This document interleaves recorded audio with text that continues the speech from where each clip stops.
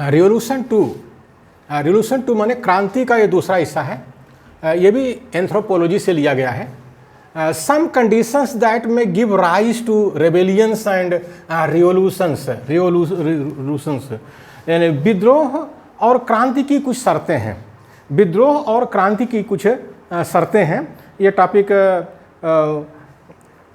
Anthropology से लिया गया है। तो पहला जो कंडीशन है, फर्स्ट टॉपिक है loss of Prestige of established authority. Loss of Prestige of established authority, इसका मतलब प्रस्थापित सत्ता की प्रतिष्ठा में क्षय। प्रस्थापित सत्ता की प्रतिष्ठा में क्षय।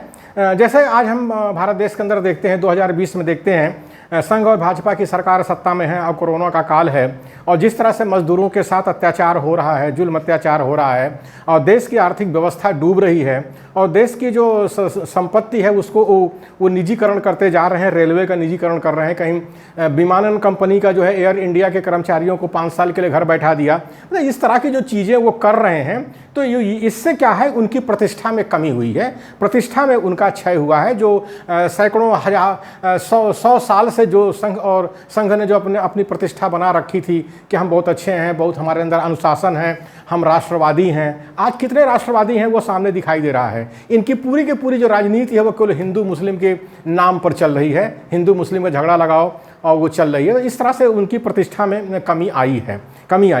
तो इसको कहते हैं loss of Prestige of established authority. Second है साथियों, सेकंड है इसी में है, इसी फर्स्ट में ही है, saying Brahmins and Brahminism do not make much loss to the prestige of Brahmins but शैतान डज सो। ब्राह्मणवाद कहने से ब्राह्मण की प्रतिष्ठा में ज़्यादा अंतर नहीं पड़ता है। ब्राह्मणवाद कहने से ब्राह्मण की प्रतिष्ठा में ज़्यादा अंतर नहीं पड़ता है। ये जो उन्होंने ब्राह्मणवाद फैलाया है, संघ भाजपा के लोगों ने जो फैलाया है, यानी SC ST OBC माइनॉरिटी को आरक्षण नहीं दे रहे हैं, उनके आरक्षित सीटों को हजम करते जा रहे हैं और उनके आरक्षण को ख़त्म करते जा रहे हैं, लोकतंत्र ख़त्म करते जा रहे हैं, संविधान को ख़त्म करते जा रहे हैं। तो अब उनको अगर आप ब्राह्मणवाद कहते रहोगे तो उनकी प्रतिष्ठा में बहुत ज़्यादा अंतर नहीं पड़ता है। लेकिन अगर आप ये कहते हो कि ये जो उन्होंने ऊंच नीच की व्यवस्था बनाई है, संस्कृति का प्रचार भारत देश के अंदर किया है और ऊंच नीच जो कर रहे हैं, ये जो है शैतानियत है। यानी शैतान कहने से उनके प्रतिष्ठा पर प्रभाव पड़ता है, असर पड़ता है, तो शैतान से पड़ता है। कहने मतलब कि ये शैतानियत की बात अगर लोगों को समझ में आ जाए, ये ऊंच नीच की जो बात है, संस्कृति है, ऊंच नीच का जो भेदभाव है, गैर बराबरी है, ये शैतानियत है। सही देखा, शैतानियत है, इंसानियत नहीं है। और इसको जो है सत्ताधारी वर्ग ने जो बढ़ावा दिया है, जो फांसीवादी और नाजीवादी जो शैतानी ताकतें हैं, उसको उन्होंने आज हमारे भारत देश में बढ़ावा दिया है। तो ब्राह्मणवाद कहने से या मनुवाद कुछ भी कह लीजिए, कहने से ब्राह्मण की प्रतिष्ठा में ज़्यादा अंतर नहीं पड़ता है। यानी शैतान कहने से पड़ता है, शैतानियत कहने से पड़ता है। इस बात को जरा अच्छी तरह से हम लोगों को समझना चाहिए। सेकंड है साथियों, सेकंड है threat to recent economic improvement. तत्काल आर्थिक सुधार की धमकी। ये जो निजीकरण किया जा रहा है, सरकारी कंपनियों को बेचा जा रहा है, सरकार की कंपनियां जो 70 साल से जिसको कांग्रेस ने बनाया, नेहरू जी ने बनाया, इंदिरा जी ने बनाया, आज उसको ये संघ भाजपा की सरकार उसको बेच रही है। तो ये जो आर्थिक सुधार वो कर रहे हैं, ये जो है जो धमकी दे रहे हैं कि हम निजीकरण कर देंगे, हम सब कुछ प्राइवेटाइज कर देंगे, तुम्हारा आरक्षण खत्म हो जाएगा, संविधान भले ही लागू रहे, तो ये भी जो है क्रांति के लिए एक अच्छा अवसर प्रदान करता है। Middle class immediate reacts upon economic degradation. मध्यम वर्ग अपनी आर्थिक स्थिति में गिरावट होने से तुरंत प्रतिक्रिया करता है। मध्यम वर्ग अपनी आर्थिक स्थिति में गिरावट होने से, किसी भी देश का जो मध्यम वर्ग होता है, क्रांति वहीं से होती है, तो ये सरकार जो संघ भाजपा की चाहती है, भारत देश के अंदर से मध्यम वर्ग खत्म हो जाए, केवल 2 वर्ग रहे, एक अमीर एक गरीब, और गरीब वर्ग जो है बस 1 किलो गेहूं के लिए 1 किलो चावल के लिए रोता फिरे, सड़क पर मरता फिरे, ना उसको शिक्षा, ना उसको स्वास्थ्य, ना उसको रोजगार, कुछ भी न रहे। तो ये जो है निजीकरण से ये भारत देश के अंदर ये स्थिति पैदा हो रही है। तो जाहिर है कि जो मध्यम वर्ग है वो उसकी आर्थिक स्थिति में गिरावट हो रही है और उसके अंदर प्रतिक्रिया हो भी रही है। और ये जो विद्रोह है, जो क्रांति की जो शर्तें हैं, वो लगभग भारत देश के अंदर इस समय दिखाई पड़ती हैं। हम 2020 में इस चीज़ को देख रहे हैं।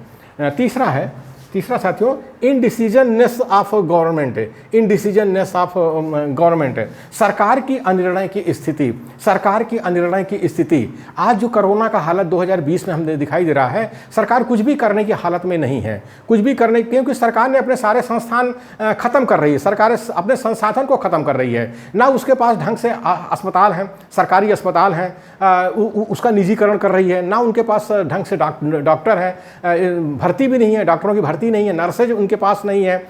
जो सरकारी अधिकारी चाहिए, पुलिस चाहिए और कर्मचारी चाहिए, जो सरकारी संसाधन चाहिए, सरकार के पास में नहीं है। और सरकार इसको अनिर्णय की स्थिति में ले गई है, मतलब वो कुछ कर नहीं पा रही है, या तो करना नहीं चाहते हैं और कर नहीं पा रहे हैं। तो ये अनिर्णय की स्थिति सरकार के सामने आज है। ये कोरोना का संकट काल जो है ये एक तरह चेतावनी दे रहा है कि भारत देश के अंदर विद्रोह और क्रांति हो सकती है जिस तरह से ये सरकार अपना काम कर रही है। सरकार को चाहिए कि ये कोरोना को अच्छे तरह से कंट्रोल करे, नहीं तो आम जनता करेगी, इसके लिए प्रतिक्रिया करेगी। ये सरकार को देखना चाहिए। When the government does not take decision on the welfare programs of majority public, then a situation arises for the rebellion and revolt. बहुसंख्यक जनता के कल्याण के कार्यक्रमों के बारे में सरकार के अनिर्णय की स्थिति में विद्रोह एवं क्रांति की संभावना बनती है। बहुसंख्यक जनता इस देश की क्या है? SC ST OBC माइनॉरिटी है, जिसकी जनसंख्या जो है 90% है, जिसको हम मूल निवासी बहुजन कहते हैं। और इसके कल्याण के कार्यक्रमों में सरकार लगातार कटौती करती जा रही है। यानी इस समाज के लिए न शिक्षा है, न रोजगार है, न स्वास्थ्य है। आज कोरोना काल ने तो बिल्कुल नंगा कर दिया, सरकार को बिल्कुल नंगा कर दिया है कि ना वो शिक्षा के लिए कुछ कर पा रहे हैं, ना स्वास्थ्य के लिए कुछ कर पा रहे हैं। और जो बेरोजगारी का जो आलम है, जो हमारे SC ST OBC माइनॉरिटी के जो नौजवान है, जो बेरोजगार हैं, सड़कों पर घूम रहे हैं, उनके लिए कुछ करने का कार्यक्रम है। यानी जो कल्याणकारी कार्यक्रम सरकार को करना चाहिए, जो भारतीय संविधान कहता है, आज की ये संघ भाजपा की सरकार कुछ भी करने की स्थिति में नहीं है। इसलिए ऐसी स्थिति में विद्रोह एवं क्रांति की संभावना बनती है। ऐसा एंथ्रोपोलॉजिस्ट बोल रहे हैं।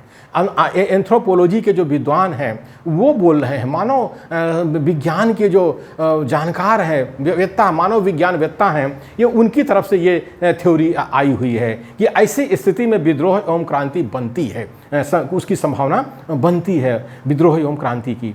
चौथा है loss of support of the intellectual class. इसका मतलब है बुद्धिजीवी वर्ग के समर्थन का अभाव। सबसे ज़्यादा बुद्धिजीवी जो है मध्यम वर्ग से आते हैं, मिडिल क्लास से आते हैं। और मिडिल क्लास की हालत जो कर रखा है इस सरकार ने, तो उससे उसको समर्थन का अभाव हो सकता है। ये देखने में आ सकता है। कोरोना के काल में बहुत ज़्यादा दिखाई पड़ रहा है, यानी जिस सरकार को जो है बुद्धिजीवी वर्ग के समर्थन का अभाव हो जाता है, वहाँ विद्रोह और क्रांति की संभावना बनती है। ऐसा एंथ्रोपोलॉजिस्ट बोल रहे हैं, यानी जो मानव विज्ञानवेत्ता हैं वो बोल रहे हैं। When there is a loss of support of the intellectual class, rebellion and revolt arise. जब सरकार को बुद्धिजीवी वर्ग का समर्थन नहीं प्राप्त होता है तो विद्रोह एवं क्रांति की संभावना बनती है। जब सरकार को बुद्धिजीवी वर्ग का समर्थन नहीं प्राप्त होता है तो विद्रोह एवं क्रांति की संभावना बनती है। अब जैसे भारत देश के अंदर जो 90% जनसंख्या मूल निवासी बहुजन की है, SC ST OBC माइनॉरिटी की है, आज उसके बुद्धिजीवी वर्ग का समर्थन सरकार को नहीं प्राप्त हो रहा है, क्योंकि वो बहुत परेशान हैं। तो ऐसी हालत में विद्रोह एवं क्रांति की संभावना बनती है। आप कब तक ईवीएम से वोटों की चोरी करते रहोगे? आप कब तक ईवीएम से वोटों की चोरी करते रहोगे? ये लोकतंत्र है। लोकतंत्र में लोग अपने वोटों की रक्षा भी कर सकते हैं, अपने वोटों की रक्षा भी कर सकते हैं और चोरों को सजा भी दे सकते हैं। और जब ईवीएम से जो वोटों की चोरी हो रही है उसकी जब रक्षा करने में लोग उतरेंगे इस भारत देश के अंदर, खास करके जो 90% की जनसंख्या है मूल निवासी बहुजन की, SC ST OBC माइनॉरिटी की, तो विद्रोह एवं क्रांति की संभावना बन रही है। विद्रोह एवं क्रांति की संभावना भारत देश के अंदर बन रही है, भारत देश के अंदर बन रही है।